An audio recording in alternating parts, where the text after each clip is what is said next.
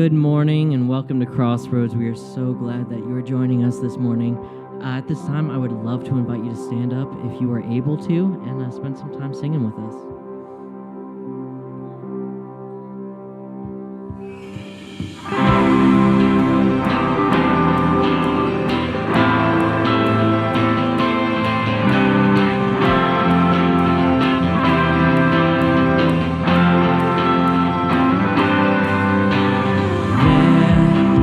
Days when your heart feels like it's caving in, so there the peace begins.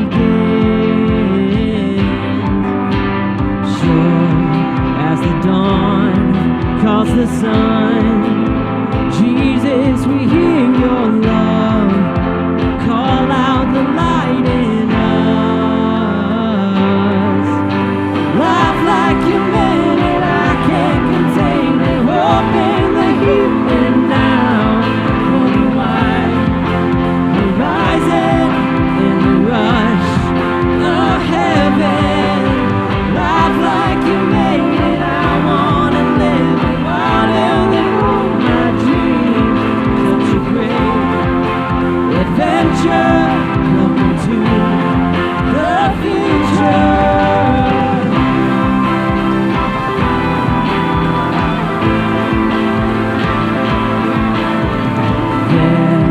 Will be days when you find you can't believe your eyes. Faith brings the world to life. Breathe in the air, it's a gift. Come on, just let it in. Your best days are still ahead.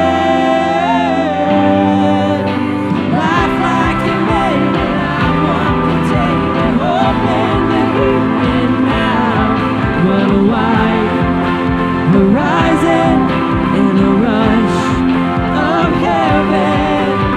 Life like you made it, I wanna live it wilder than all my dreams. Such a great adventure, welcome to the future. I know who holds, I know who holds, I know who holds tomorrow. I know who holds.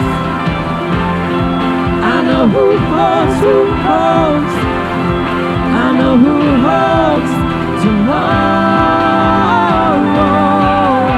Life like you meant it, I can't contain it. Hope in the here and now. What a wide horizon in the rush of heaven.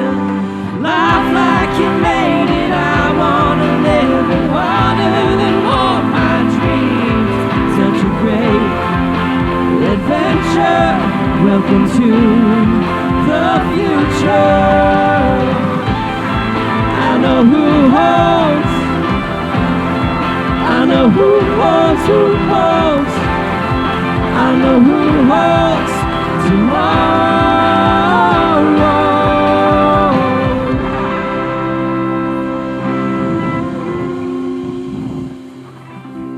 Good morning, everybody. Just please remain standing. We just want to offer a quick welcome to everyone, whether you're here in the room or joining us online or out in the atrium.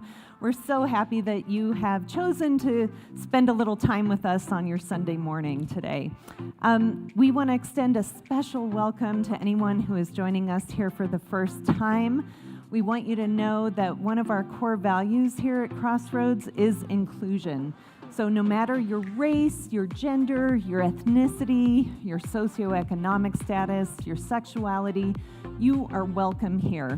We believe that God loves everyone equally, and we try to live that out in everything that we do. So I'm Nicole. I am one of the Connect group leaders here at Crossroads. If you haven't, checked out the Connect groups, it's a great way to dive deeper into your relationships here, into your learning. And speaking of learning, Right now, out in our student center, we have got our student gathering going on for middle school and high school students. If you're a parent or a caregiver, our children's programming is going on right now as well. And today they are learning about wants versus needs and how that impacts inclusion. So here's what you can expect from this morning. In a minute, we're going to have a little more music, and then we're going to have some teaching. This week, we are continuing with the series called Explaining Jesus, Experiencing Christ. And we're exploring how understanding the historical Jesus actually shapes our faith, our actions, and our experiences with him today. We're also going to have a reflection in a minute in observance of Lent. And Lent is the 40 days or 6 weeks leading up to Easter. Some of us are taking a journey together by reading a book called The Art of Lent by Sister Wendy Beckett. And every Sunday, we are looking at a painting and listening to a reflection by Sister Wendy, and allowing that to help us dive a little deeper into the Lenten experience. So if you want to know more about the journey of Lent, please check that box on the back of your Connect card. We'll send you some information. So now we're going to enter into a time of prayer. So if you're here in the room with us, Mary and Shelley are going to be on either side of the stage ready to pray with you during this next song. If you're joining us remotely, the easiest way to request prayer is through the Crossroads app, or you can also text the word prayer to 970-570-0970. On our online campus, you can click the live prayer button. So now let's enter into some music and prayer.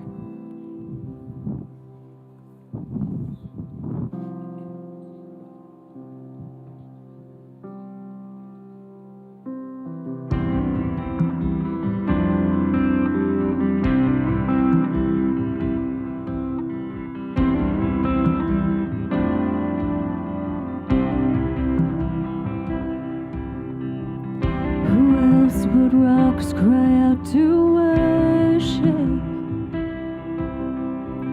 Whose glory taught the stars to shine? Perhaps creation longs to have the words to sing, but this joy is mine. With 1,000 times and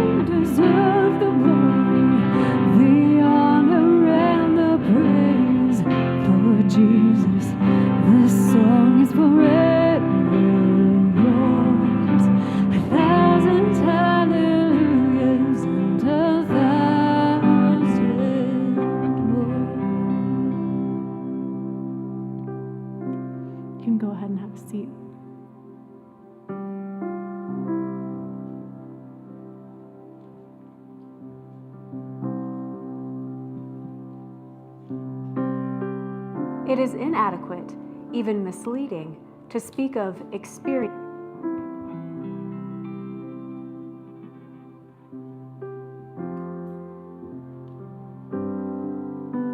It is inadequate, even misleading, to speak of experiencing joy, though it is impossible to find another phrase that can suggest what is meant.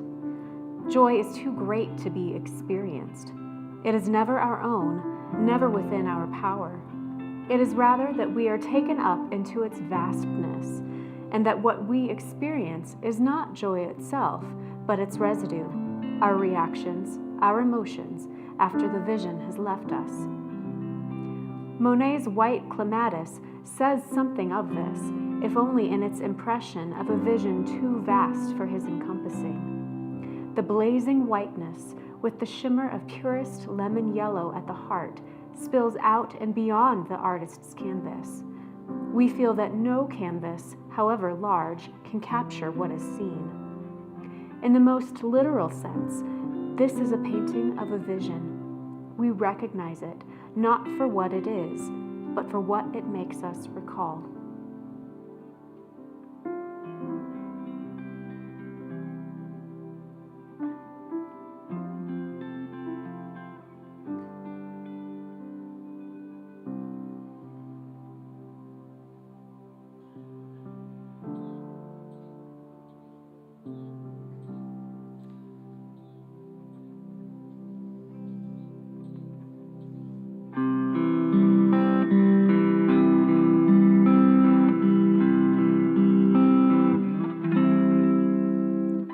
Great is thy faithfulness, O God my Father.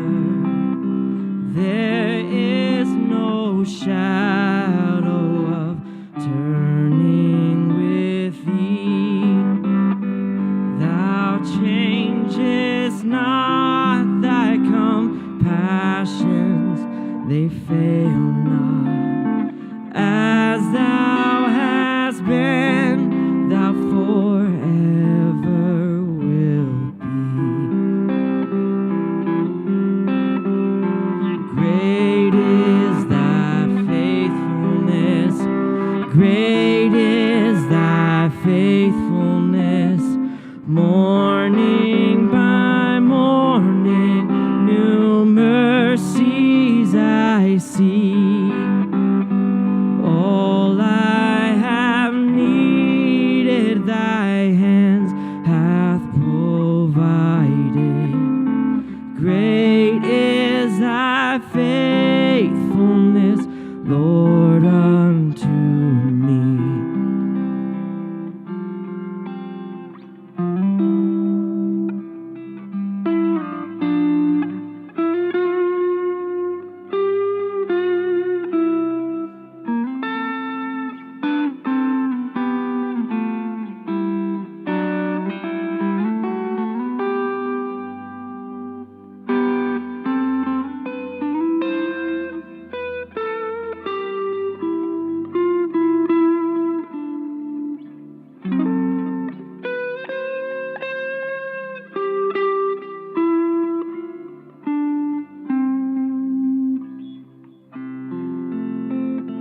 Pardon for sin and a peace that endureth, thine own dear presence to cheer and to guide, strength for today and bright hope for tomorrow, blessings all mine with 10,000 beside. Great is thy faithfulness, great is thy faithfulness. Morning by morning, new mercies I see. All I have needed, thy hands hath provided. Great is thy faithfulness, great Great is thy faithfulness, Lord, unto me. Dear God, we just thank you for your faithfulness. During this Lenten season, please help us to remember the faithfulness that you have for us every single day. We thank you for your love, and just help us to remember. In your name, amen.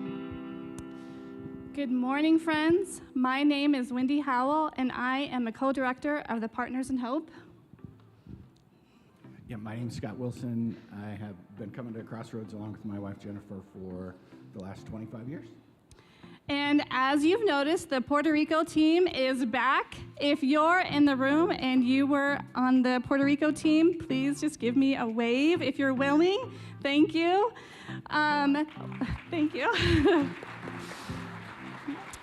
We are very excited. While we were in Puerto Rico, we partnered with the Happy Givers, which is a partner of our Partners in Hope. And Scott is here to tell us a story about a community in the Happy Givers. Yeah, so I'm fortunate to be with my wife Jennifer, and there was 19 of us from our church, and went to Puerto Rico, partnered with an organization called Happy Givers that Wendy talked about. We had a team that sent several of us to Felix's house, and Felix is a resident of Puerto Rico. Felix is in his probably mid-60s and lives in an abandoned building, in an apartment in that abandoned building. And to say when we first got there, you can kind of see the picture of it. To say it was rough would kind of be an understatement.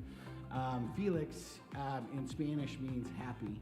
And it really just kind of tied in working with him and also Happy Givers. But his living conditions certainly weren't great. And we brought a team in and cleaned from really the first day that we got there, cleaned out his apartment.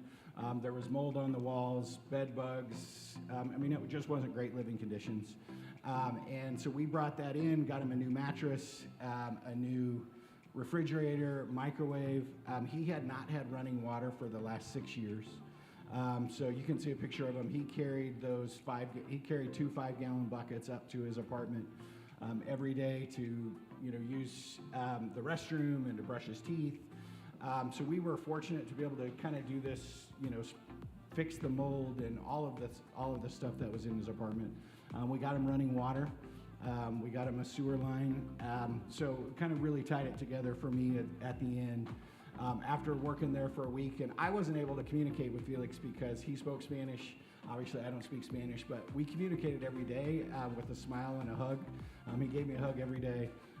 And at the end, really, when we were leaving the last time, and we finally got him running water, he was so excited to be able to brush his teeth, and to be able to brush his teeth without having to bring a jug. So again, it was fun to partner with Happy Givers and Felix, and I know it was a huge blessing for us, and hopefully we made a difference for him too.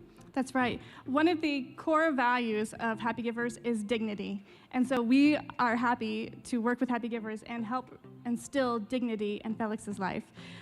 So if you're in the room, you have a program, so pick up that program and wave it at me. All right? On the front of that program, you will see a picture of Felix. And on Tuesday night, we have our Night of Storytelling Puerto Rico edition. And so all of our team is going to be there and telling more stories of our trip in pictures.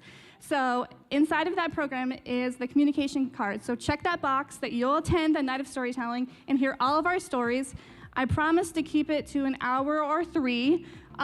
So make sure you're there. But really, we would love to share our stories with you. We have many to tell. So thank you, Scott, and thank you for supporting our trip. So right now, I'm going to turn it over to my great friend, Nicole, for some more announcements. Okay, thank you. So just a couple more announcements for everyone. So you're definitely going to want a program for this morning. If you don't have a program, please raise your hand right now, and one of our room hosts will come around and bring you one. Inside your program, you will find your Connect card, which is for everyone every week. So if you're a regular attender, please check the box that says regular attender. If you're new here, go ahead and check that I'm new here box and fill out as much information as you feel comfortable doing. You're also going to find a giving envelope in your program. This is just one of the easy ways that we use to give to Crossroads. And at the end of the service, we'll have some people coming around to collect those from you, so just hold on to those through the service. Of course, you can also find all of these resources through the app. So there are digital versions of the program, the Connect card, lots of easy ways to give on the app. And then new to the app this week is the feed. The feed is going to give you all of the announcements and links that you need for the week. That will be found in the Connect section of the app. So in order to download the app, just go to Google Play or the App Store, or you can text to 833-270-1344. Finally, we're just asking you to keep Easter on your radar.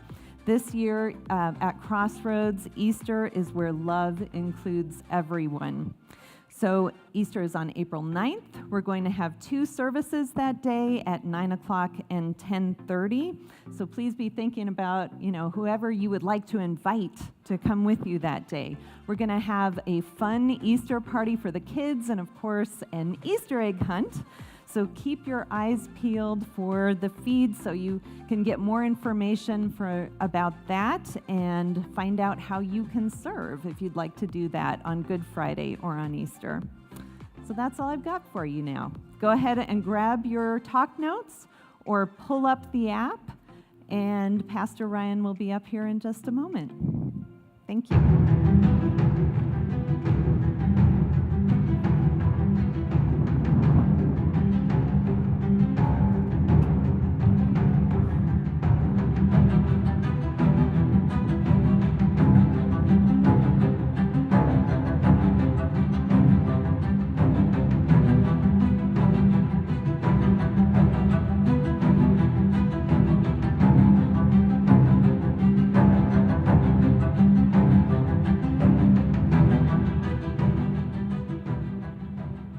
Hey, good morning. Such an intense trailer for the sermon series. I feel so much pressure when that music starts. I'm like, oh my gosh, they are going to be so disappointed yet again. It's good to see you today. Hey, if you're a guest this morning, thanks for being here. Thanks for staying through, and I totally get it if you want to slip out at some point during this portion, so no problems. Won't hurt my feelings, but it's great to have everybody here.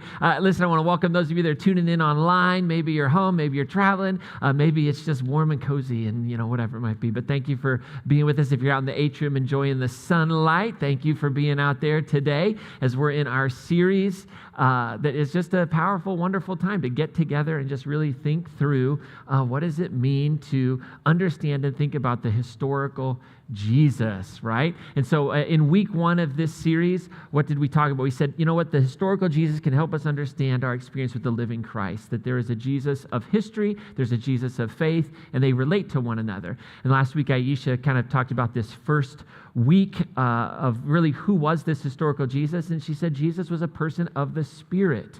And as such invites us to have a spiritual experience, right? And that we don't take too much convincing if you're here at church, right? So I'm going to ask those of you that are up in the booth to switch over to my presentation. That'd be wonderful. How many of you are doing NCAA March Madness brackets?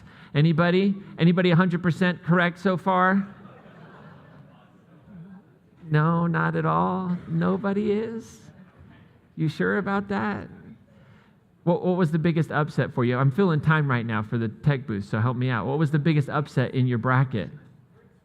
Princeton. Yeah, I hate Princeton. Can we talk about Princeton for a little bit? All right, this will give them plenty of time. Let me just share with you my problem with Princeton, okay? So in 1998, Princeton stole $50 from me. Stole it. They did. You think I'm lying to you. $50, 1998, I'm a senior in my undergraduate work, and I'm applying to graduate programs in Princeton, second-class school I was applying to, right? And I also applied to another little school. But I got a letter from Princeton, and it said, unfortunately, we didn't review your application, but thank you for applying.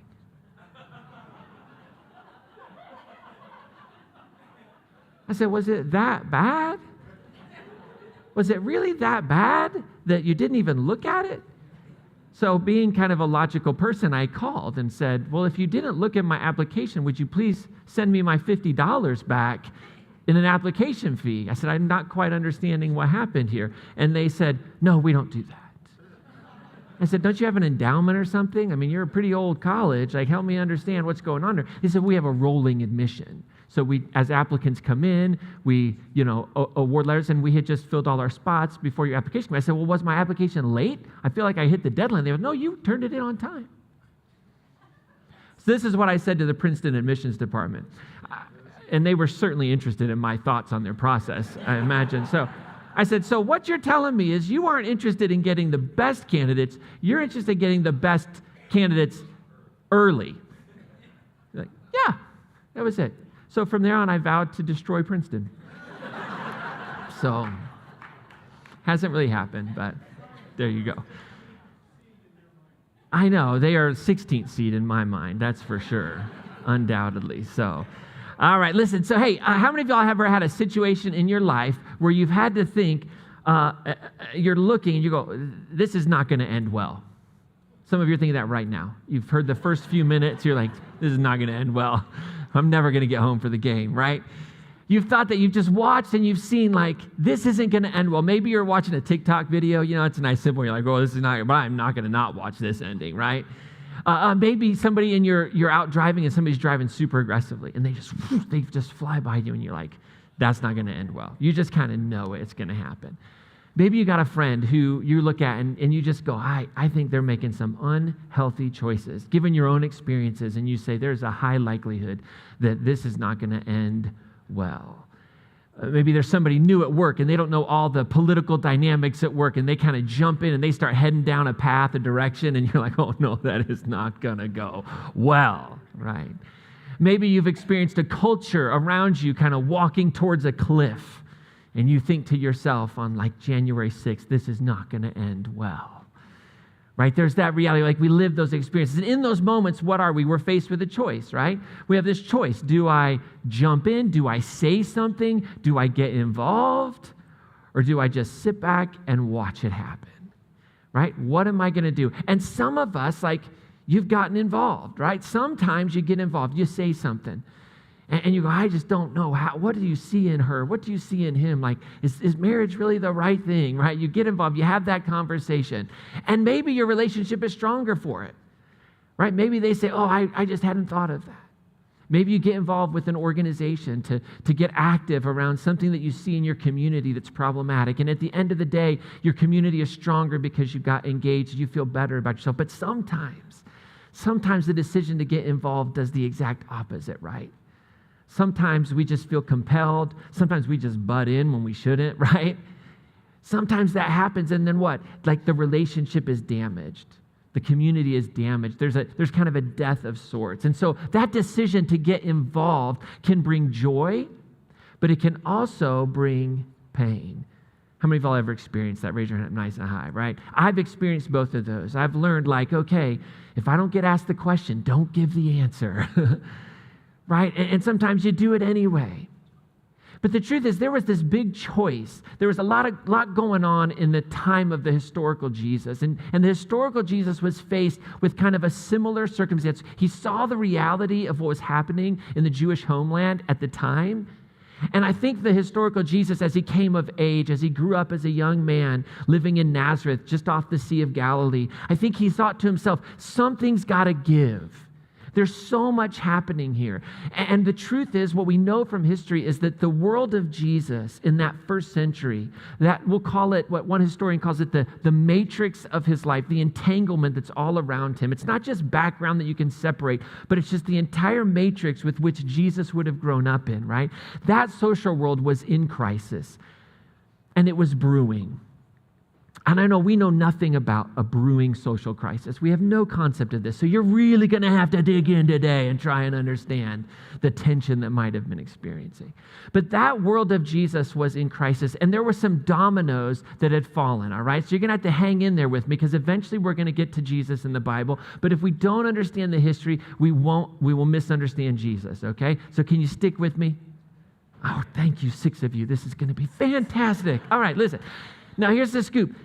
what had happened, there were 3 big dominoes that had fallen, like they had hit one another in perfect timing and perfect succession that had created this cultural crisis. The first was Rome had annexed the Jewish homeland. So Rome, about 60 years before the birth of Jesus, had taken basic control, tax control of this area.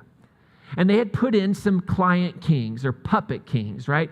They were usually of Jewish descent of some sort, and they were considered like king of the Jews. Now, Herod the Great is a name some of you heard. You ever heard of Herod the Great? Right? So Herod the Great, he was kind of the Rome puppet client king from about 37 to 4 BCE, right? Or BC, whichever you prefer. And he kind of he built up the area, but he was kind of brutal. Nobody liked him at all.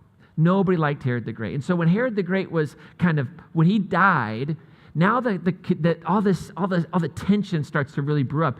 And what happens is in that moment, the Jewish homeland feels the full weight of the Roman army because Rome comes in with a garrison and squelches an uprising that took place around the year 4. It was led by a guy named Judas from Galilee. Right? This is important. Like this is the area Jesus would have grown up in. He would have been born about a decade after this happens. And in that moment, the Roman garrison comes down. They come into this area and they squelch a revolution that was taking place. And they had a mass crucifixion. They crucified 2,000 Jewish rebels. 2,000 in one day. They said, this is what Rome does. Right? So the raid happens, and then Rome kind of sets up a little bit more power. And they say, this is going to be a problem. So Rome takes Herod's territory and divides it into 4 areas, right? And he divides that up between Herod's 3 sons and his sister. All right? And now there's 2 of these areas that are really important and particularly of interest when we talk about Jesus. The first is the area that included Jerusalem, right? So this area was known as Samaria, Judea, and Idumea, these 3 kind of areas, and they were given to Herod Archelaus, one of Herod's sons. Now, this dude was so bad at his job. So bad. How many of y'all ever had a bad boss? You ever experienced a bad national leader, in your opinion? Maybe. I don't know, right? So here's the scoop. This guy is so bad. Say, how bad? It's a joke. This guy is so bad. Thank you very much. Thank you very much. Y'all are good. Okay. He is so bad that the Jewish people, they send a delegate to Rome, and they're like, you would be better than this guy. They go to Rome, and they're like, can you please get rid of Herod Archelaus and put somebody else in power? So that's what happens. They appeal to the emperor. The emperor removes Herod Archelaus from control of Jerusalem and turns it into a Roman province. And now Rome is going to send governors into Jerusalem, Judea, and Idumea, and they are going to govern that area firsthand. And they were going to send some winners to govern, right? Because why does Rome's like, I just got to keep this little area because we got to keep the people from the west and the east, and it like gets us into Asia, and they don't really care too much about the area except it's a big roadway, right? So they're not sending the best and the brightest from Rome, okay? They're sending second-rate governors down there. And so one of those governors, you probably heard the name is Pontius Pilate. Pontius Pilate comes in the 20s. So now that area is controlled by Rome. The other area that's of interest is kind of in the north, and that's the area called Galilee and Perea. And this area became under the rule of Herod Antipas, another one of Herod's sons. Now, he seemed to flourish in that area because he remained in power until 39. So he remained in power for almost 45 years. Herod did all kinds of like building projects, kind of followed in his dad's footsteps. One of the big things he wanted to do was commercialize the Sea of Galilee. We'll talk about that in a second. I know you're super excited, okay? And here's one of the crazy things that Herod Antipas did. Herod Antipas moved the capital of that area from a town called Sepphoris, which was just outside of Nazareth, which you've heard of Nazareth before, but he moved it and he built a city on the sea called Tiberias after the emperor Tiberius. He knew what he was doing, right? He's like, this is after you. Like, this probably stayed in power, right? He understood the politics of the day, right? And so all this is happening inside of it. Now, Rome comes in. Rome is in control. What does Rome do immediately? Tax you, right? Rome comes in and says, you are now going to pay tribute to Rome. And what this does, particularly for the Jewish people, not necessarily for every people that Rome conquers, but for the Jewish people, it created a system of double taxation. If you're a fill-in-the-blank kind of person today, that's one of your fill-ins, double taxation. And everybody was like, that sounds like fun, right? No. So what? And why is it a double taxation? Because the Jews already had a tax system. It was called the tithe, right? So Jews gave about 20% of all of their all of the crops that come in, they would bring 20% basically into the temple. And this would pay for the priests, the upkeep of the temple staff, they were known as the Levites, and it would care for the poor. So that's what they did. Well, the Roman tax system, if you owned land, was 1% of your land's value and 12.5% of your crop. So what does that mean? That means that the Jewish people were being taxed about 35%. And most of the Jewish people were living at a subsistence level, right? You had a huge gap. I know we don't know anything about income gaps, wealth gaps, things like that, but they did. So this creates a big problem. Now, you got 35% tax burden, and on top of that, how Rome collected taxes, they would have what were called tax farmers. Fun job, right? So they were hired to go collect the taxes, and then those tax farmers were responsible to pay a set fee. And how did the tax farmers make their money? They imposed more taxes. They imposed a fee onto the people they were taxing. So you got a 35% tax burden, and you've got the tax collectors or the tax farmers that are coming. And then if you live in Galilee and you work on the sea, you're a fisherman, probably what's happening is Antipas is paying for all of his building projects. He's moving the capital. That's an easy task, doing all that. And how is he paying for it? The commercialization of the Sea of Galilee is probably what he's doing. So if you have a fishing business, what happens? Well, you can no longer just go out on the sea, do your business, fish, come back. You've got to do what? You've got to pay to put your boat on the sea.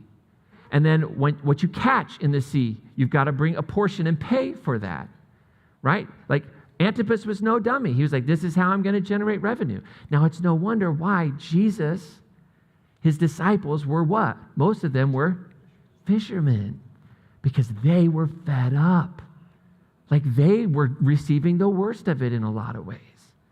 Now, what was fascinating was the Jewish culture, the Jewish leadership had no legal sanction if a person didn't pay their tithe. They couldn't legally do anything. And neither would Rome. Rome didn't enforce that. Rome didn't care if you paid your tithe to the Jewish temple or whatever. That's your issue. You're just going to pay us. So what happens is this double taxation creates a system where if you were in, say, a normal life, you couldn't do all of that. You just couldn't afford to live. You couldn't eat. You couldn't feed your family. So you had to make a choice.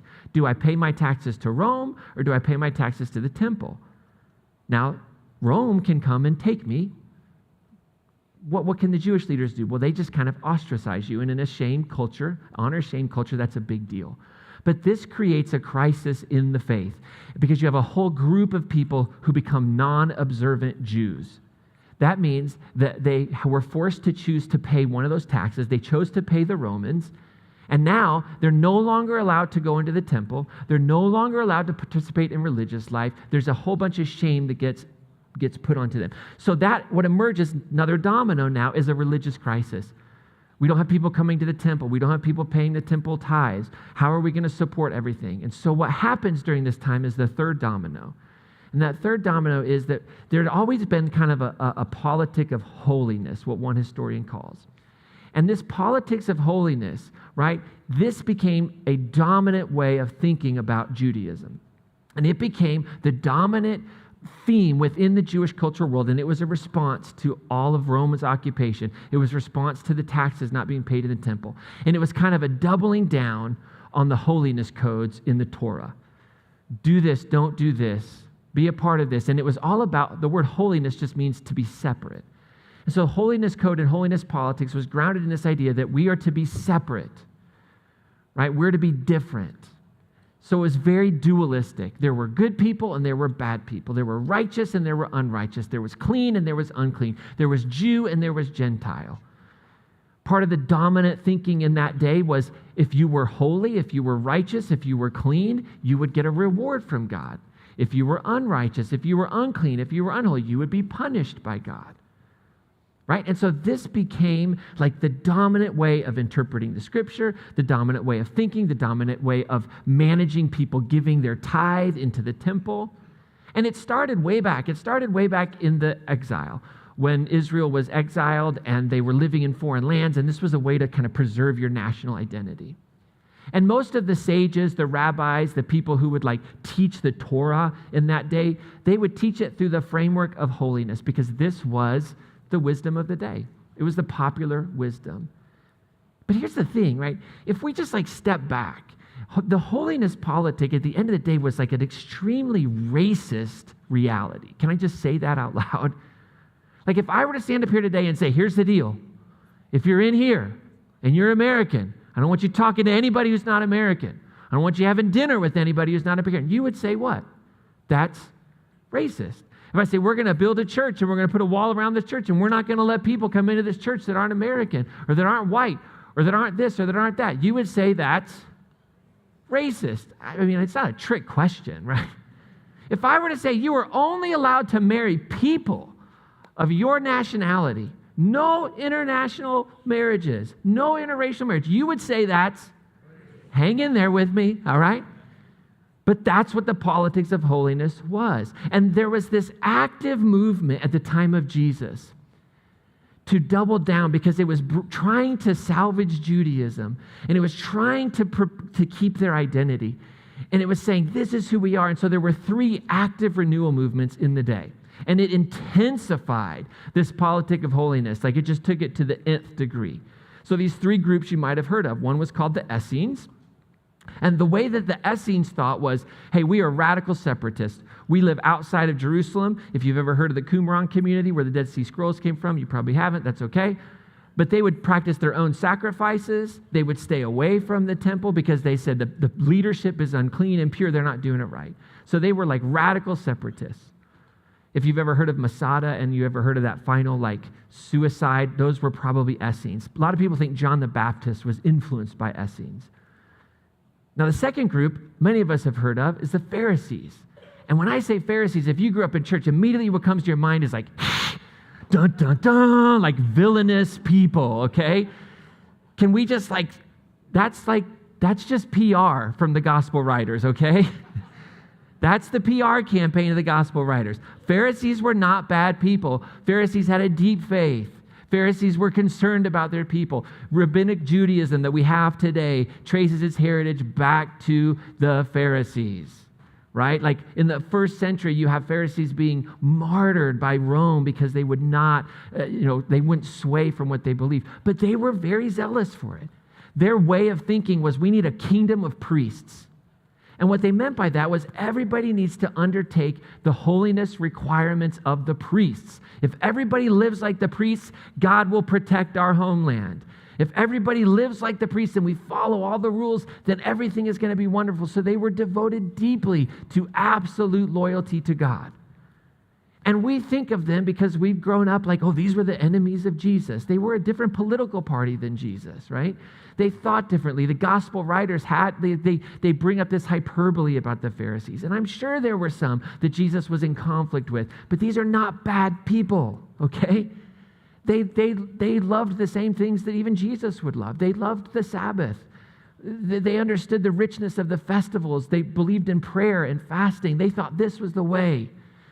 And social pressure was their tool, right? So they would only give their tithe to the priests that actually followed the priestly rule, right? And they were quick to say, if you didn't follow their way, you're out. But they had this beautiful understanding. Paul was a Pharisee and never stopped being one, by the way. Like it's my belief that Paul never stopped being a Pharisee. And if you read Paul and you don't read it through that lens, you're going to miss something really beautiful.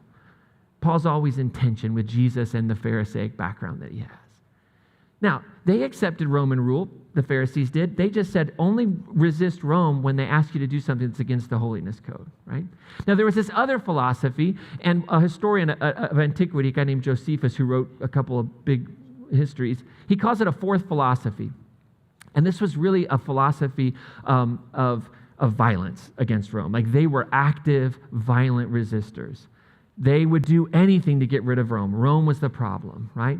So you have these 3 movements all taking place at the time that Jesus is born. And it's bubbling up, and this politics of holiness is really building this tension, okay? And what happens is this. These cultural dynamics, they create a new social group. And this new social group, in all this literature, they become sinners and outcasts.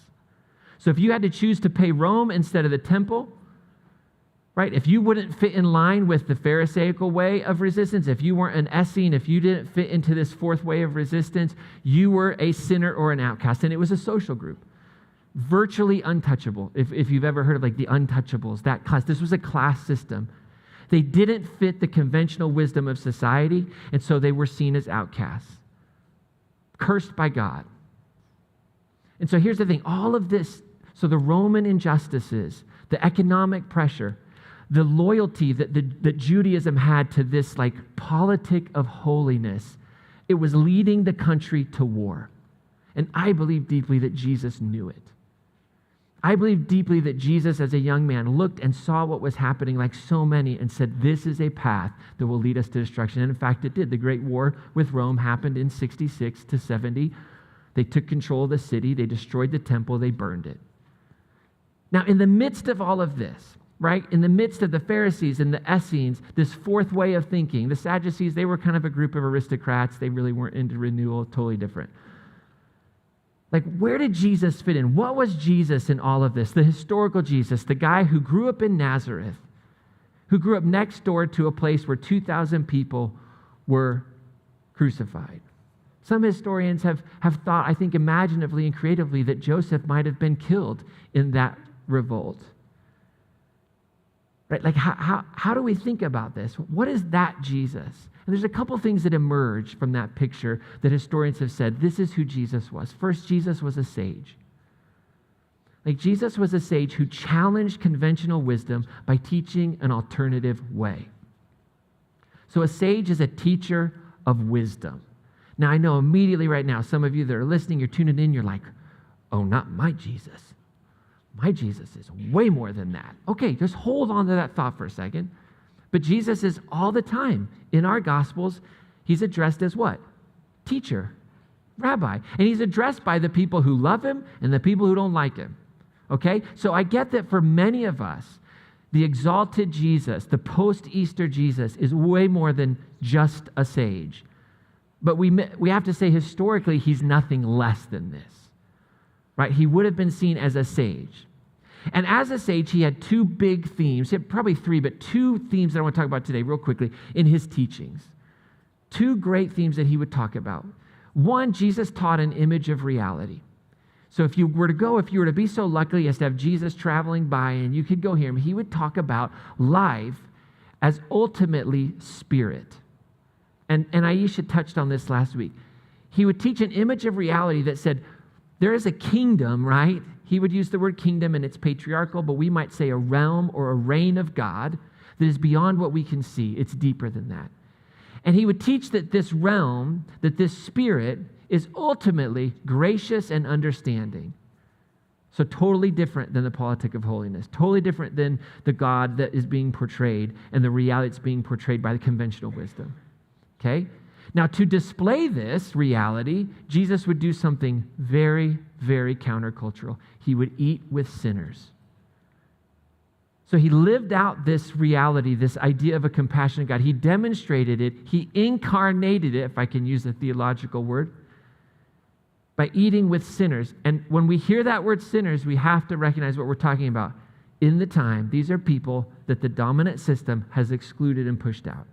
They couldn't pay their taxes. They couldn't meet the requirements of conventional wisdom. So this class that was created, Jesus would go and eat with them. In Mark chapter 2, verse 16, Mark says that some scribes who were Pharisees, right? So what were they? They had an occupation in the community. They were scribes, but they had given over to and believed in this revitalization movement led by the Pharisees. So they were trying to live all the priestly requirements, okay?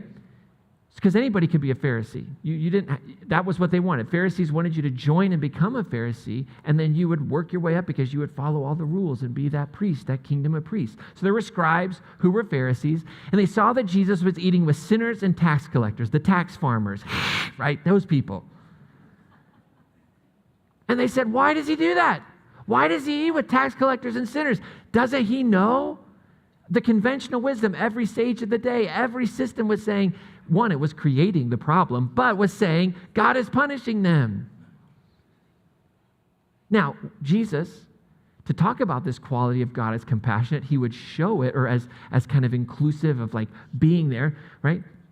Jesus would eat with sinners, but he would often use this word compassionate, or sometimes it's translated merciful, to describe God in this realm. This was kind of his favorite word. And it's actually the plural of the Hebrew and Aramaic word that means womb. Now imagine this. Jesus, one of his favorite words to describe the ultimate spirit, the ultimate reality, had this connotation of wombishness. That this living reality, this depth of being was nourishing, it was life-giving, it was tender. And as Jesus would talk about that, he would then begin to talk about an alternative way of being, right? So he was a sage, and he talked about this compassionate God, and he would eat with sinners.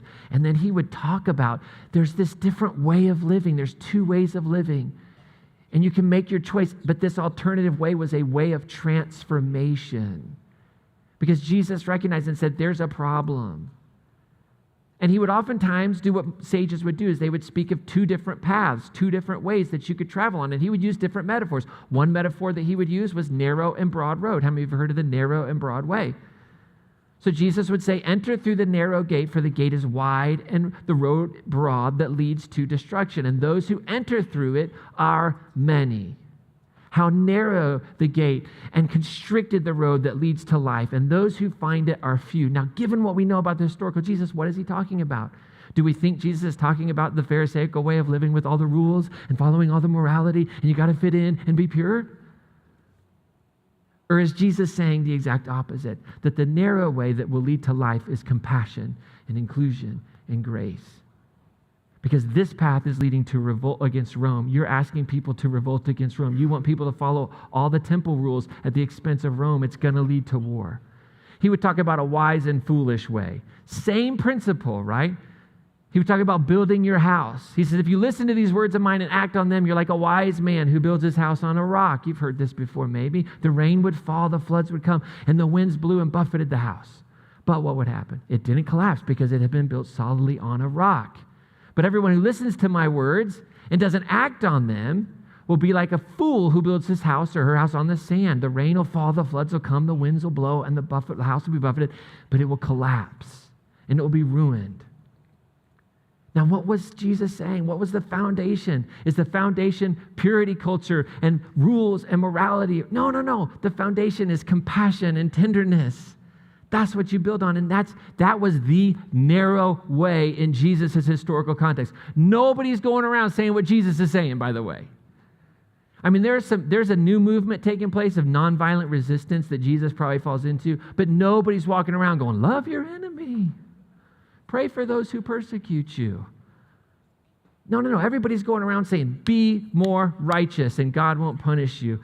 Follow the rules and God will protect our land. And for Jesus, he would say the broad way is this path that leads to anxiety and selfishness and exclusion. Like that was the condition. And it would lead to a blindness to God all around us. He would talk about blind people following blind guides, missing God. And so the politics of holiness, the idea of separation and exclusion, of rewards and punishment from a God based on behavior, would lead to anxiety and selfish behavior. It's just about me. I've got to make sure I'm good. I've got to make sure I follow all the rules, and you got to be just like me. It was common then, and it's common now. It was the broad way then. It's the broad way now. And Jesus would say there's a different path. And he would kind of give some metaphors as to what it meant to walk this path.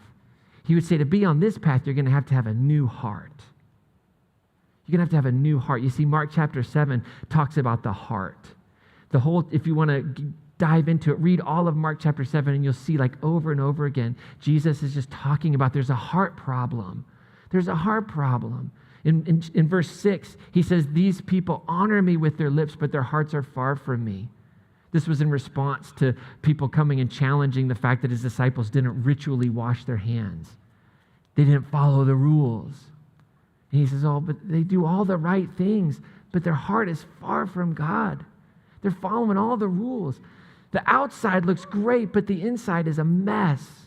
Verse 14 and 15, Jesus would summon the crowd together, and he said to them, hear me, all of you, and understand, nothing that enters one from outside can defile the person, but things that come out from within the heart are what defile us. See, it was a heart reality. Verses 20 through 23, he said, what comes out of a person, that's not the deal. right? What comes out of a person, that's what defiles, not what goes in, right? From within people, from their hearts, come evil thoughts and unchastity and theft and murder and adultery, greed, malice, deceit, licentiousness, envy, blasphemy, arrogance, folly.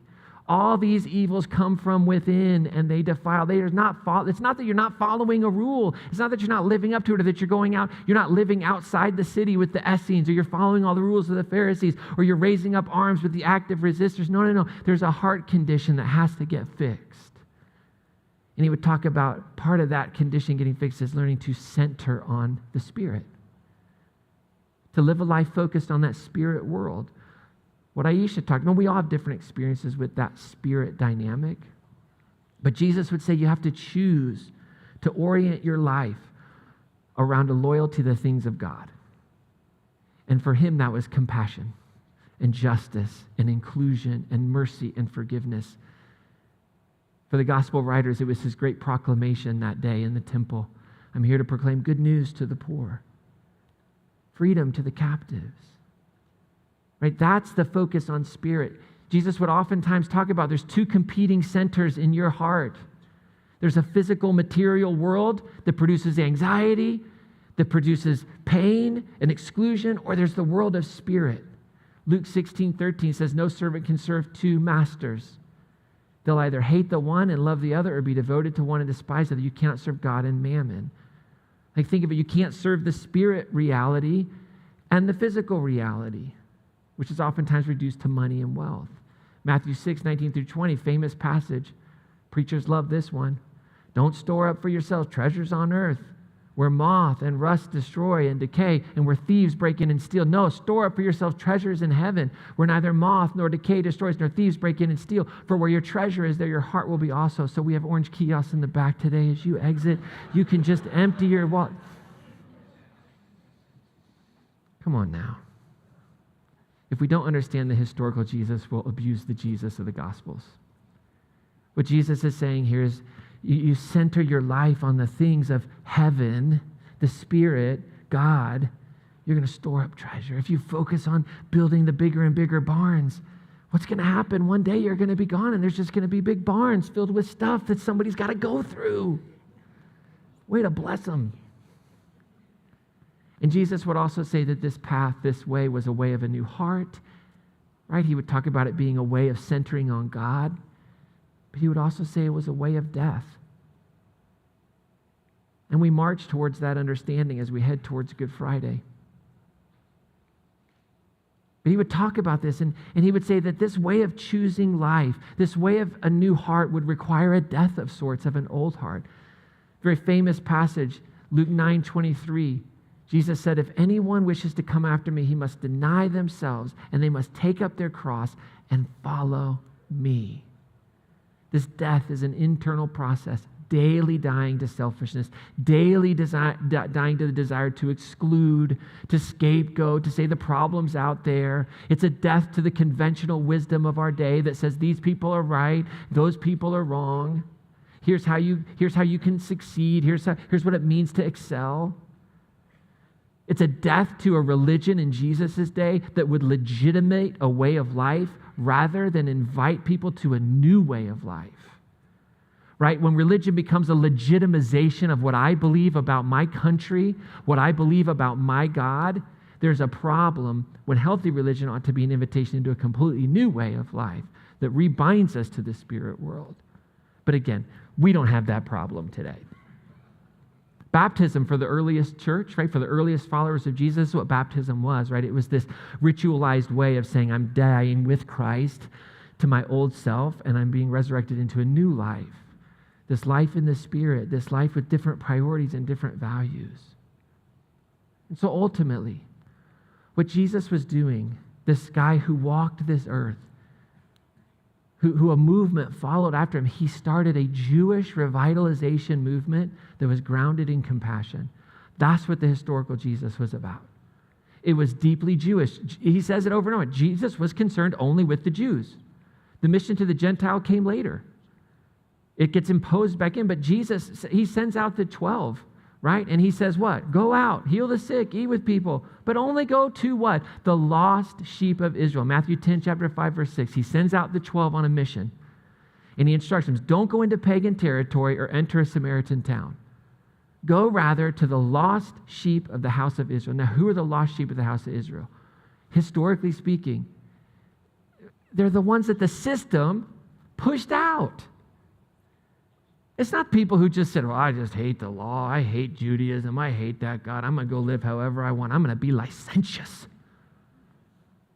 I don't care. It's all a bunch of garbage. No, it's a system, a politic of holiness that said if you don't do all these things, you can't be a part. You're out. And if you're not in, then we're going to shame you and exclude you. And now that's proof that God is punishing you.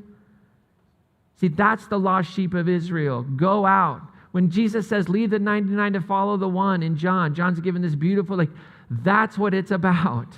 Has nothing to do with moral guidelines, has nothing to do with people not living up to a standard, has everything to do with what the culture was doing to people in the day, excluding. If you couldn't follow the conventional wisdom, if you couldn't live under that politic, if you didn't have the economic means, then you were labeled an outsider, a sinner. And so compassion, it was the pathos, it was the essence of his work and his movement, but it was also the essence of his politics. Of course, Jesus was political. He died a political death. So he emphasizes compassion over holiness. That's the ethos, right? In Luke chapter 6, verse 6, Jesus has the audacity to change the Bible. Did you know that? This guy, born a peasant with no money, no house, doesn't even have a father. This guy decides that he has the authority to change the law, change the Leviticus. Here's what he says in Luke 6, verse 6. He says, be merciful, or compassionate. It's that word for compassion, just as also your Father is merciful or compassionate. The original word there is holy, right? The climax of the Leviticus holiness code says, be holy, for I, the Lord your God, am holy. And Jesus comes along and says, oh, sorry, we're not going to emphasize that. We're going to emphasize the compassion. And he changes the whole game. Everybody listening to Jesus would know exactly what he was doing there, because that phrase, be holy, as I, Lord, had been thrown in their face. And here comes this guy who says, wait a second. Let's be compassionate and merciful as your heavenly Father is compassionate and merciful. And this turned into politics, the way of organizing society, breaking down walls, actual actionable things. He told his disciples, eat with anyone, include and associate with women. The nerve. Poverty is not a punishment of God. Blessed are the poor. What? No, blessed are the poor, for they'll inherit the kingdom of God. And that is this unseen spirit world. They'll be able to see it. Those are the ones that should be teaching us. Poverty is not a punishment from God. It's a product of human injustice. It's a product of all these systems. His movement would become the peace party right there in Palestine. He would say these crazy things like, love your enemy. Go the extra mile when Rome comes. He would talk about nonviolent resistance. Give to Caesar what's Caesar, to God's what's God's. Marcus Borg, a Jewish historian who's passed away, a Jesus historian, who's passed away, he wrote this beautiful book that we're using as a part of a framework for this. It's called A Vision, Jesus, A New Vision. And in it, he writes this. He says, Jesus sought to transform his social world by creating an alternative community structured around compassion, with norms that moved in the direction of inclusiveness, acceptance, love, and peace. So we're finally to the point. Explaining the historical Jesus, understanding the guy who walked around when people had no concept or no thought of like atonement, dying on a cross for sins. Before any of that would emerge, this historical Jesus walked around, and understanding that invites us now to experience this living Christ, this exalted one, as a compassionate guide on the narrow peacemaking path. That's what it means, right? Now I can experience this Jesus, this Spirit, this God, this realm as a compassionate guide to myself. Oh man, I messed up. Hey, relax. Relax. That's not God. God's compassion. Relax. That's the way we think about God. That's God in our image. No. So you walk this peacemaking path that Jesus says it's narrow, it's hard, it's difficult. It leads to life, though, not just for you, but for others. So in your everyday normal life, how do we live this out? Knowing what we know about Jesus, the context, the history, the fire hose you just drank from. What does that mean for us today? Well, some simple things. Question the conventional wisdom of the day.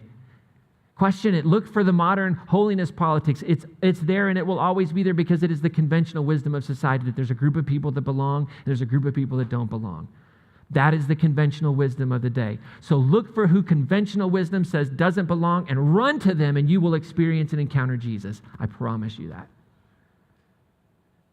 We should always be questioning that. Who in my life do I think shouldn't belong? Who is it? Who's the scapegoat? Who's the problem? Who are the rules not meant for? Who are the rules are fixed against?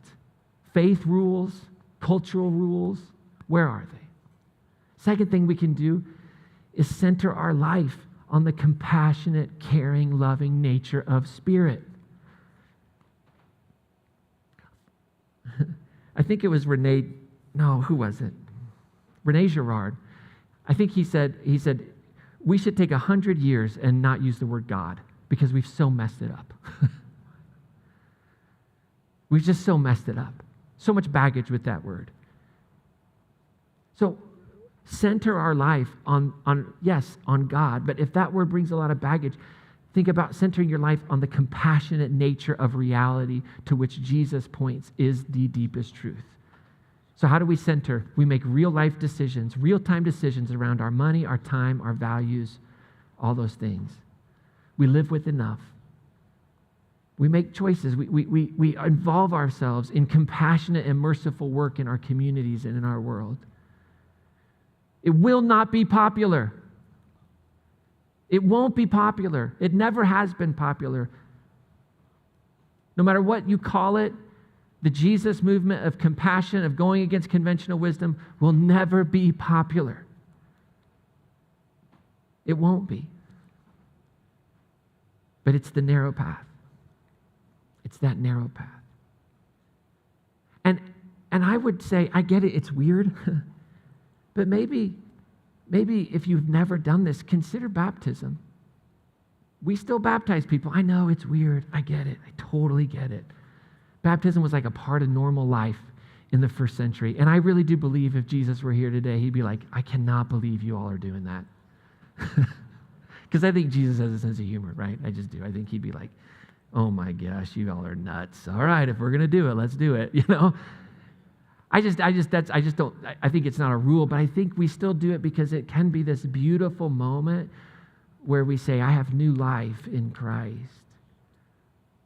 But I don't believe it's to appease a God that is mad at us. I believe it's to say, I want to be a part of the kingdom.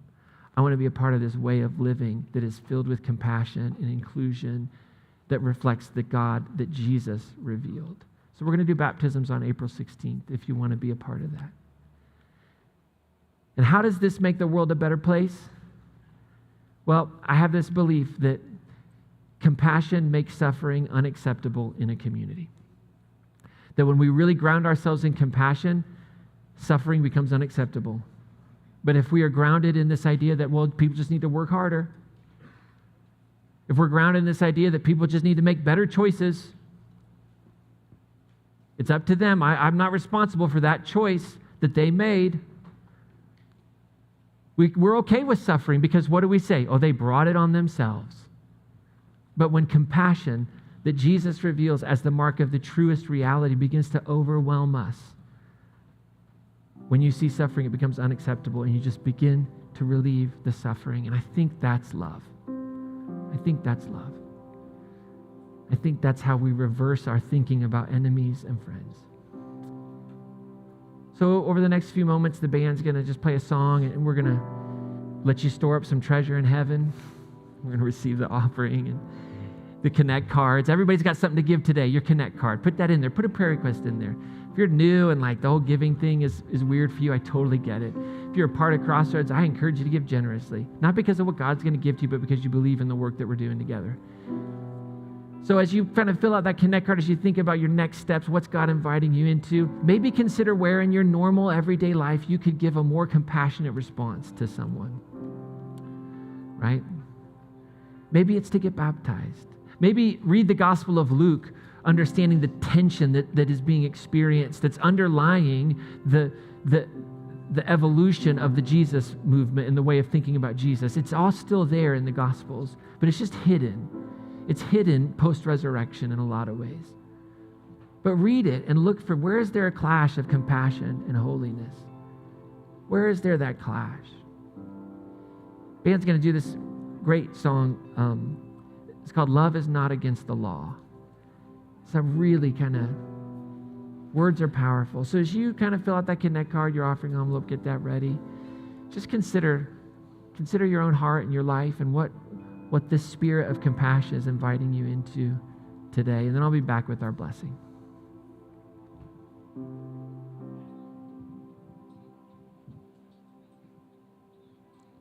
Politics or love can make you blind and make you see, make you a slave and make you free, but only one does it all. It's giving up your life for the ones you hate the most.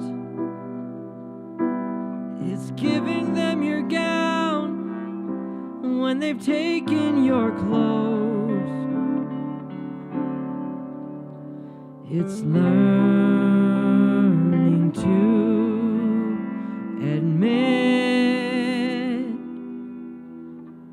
when you've had a hand in setting them up and knocking them down, because love is not against the law, no. Love is not against the law, no.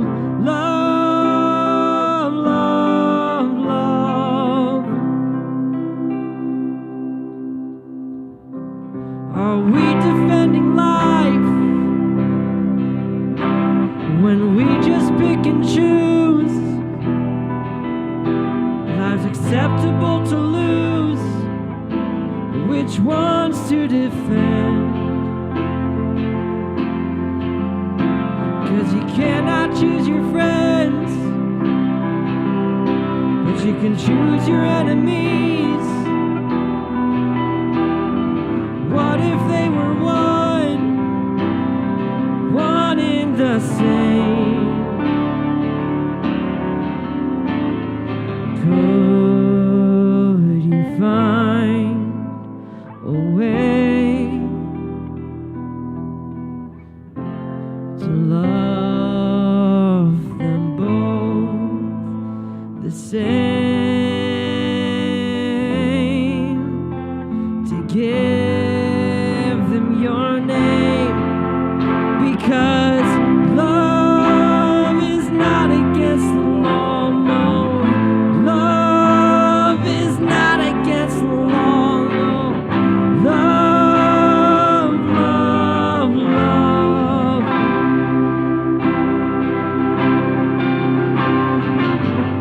Love is not against the law.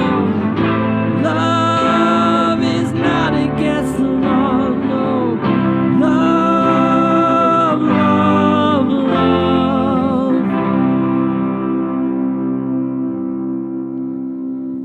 Y'all do me a favor, stand with me for our blessing today. If you're a guest, we like to end our time together with a blessing to send us out, to be peacemakers in our world. If you want to lift your arms out to just kind of receive this into the spiritual side of who you are. May the ultimate reality, what we call a compassionate God, hold you and comfort you this week. And may you experience a depth of care and warmth in your heart as you surrender to the way of life that Jesus taught and modeled. And may all of our eyes be opened to the ones that our conventional wisdom has labeled as outcasts and sinners. And may you, like Jesus, share a meal and include them fully in your life. May compassion mark our understanding of God and what a life hidden in Christ Jesus looks like. And this week, may each of us, with a heart full of compassion, follow the living Christ to one person that we can bring hope and joy to. Amen. Amen. Have an awesome week, everyone. Don't forget to mark your calendars for Good Friday and Easter. We'll see you next week.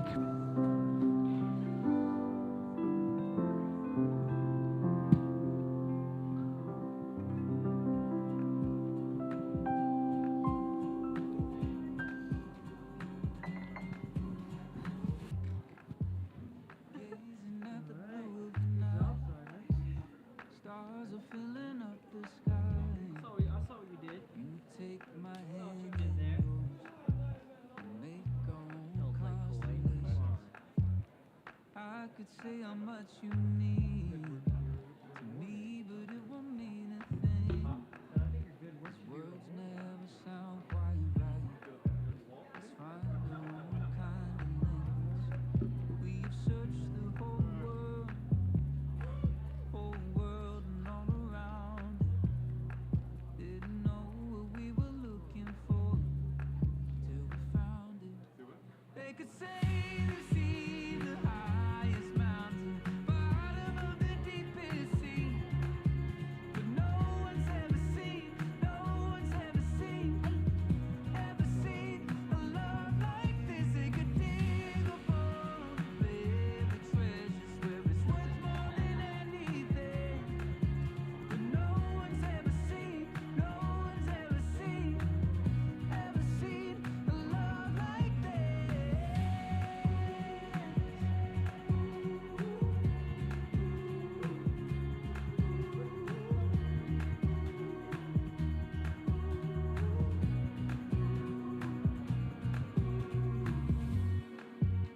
Walking down a crowded street, moving to our different beat.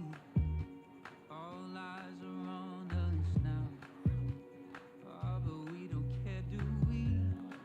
Oh, I can't imagine a world where anyone loves anyone like I love you. They could say